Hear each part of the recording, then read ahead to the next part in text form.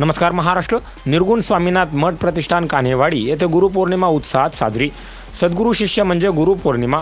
शिष्य गुरुपौर्णिमेच्या दिवशी गुरुपूजन करून आत्मानंदाची अनुभूती करून घेतात। सद्गुरू ज्ञान हे शिष्याच्या जीवनातील प्रकाश ज्योत आहे।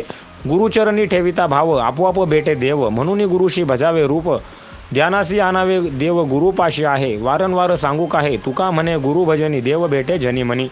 सालाबादप्रमाणे याही वर्षी इंदोरी येथील कान्हेवाडी येथे निर्गुण स्वामीनाथ मठ प्रतिष्ठान येथे गुरुपौर्णिमा उत्सवाचे आयोजन करण्यात आले होते।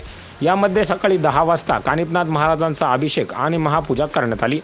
त्यानंतर आरती आणि नैवेद्य दाखविण्यात आले। दुपारी 1 वाजता नाथ होमाचे आयोजन करण्यात आले होते।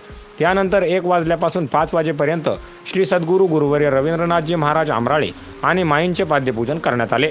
त्यानंतर संगीत भजनाचा कार्यक्रम घेण्यात आला। या संगीत भजनाच्या कार्यक्रमामध्ये सर्व भक्तगण आनंदी होऊन सहभागी झाले होते। यामुळे संपूर्ण वातावरण भक्तिमय झाले होते। Bureau report N Marathi news. Maharaj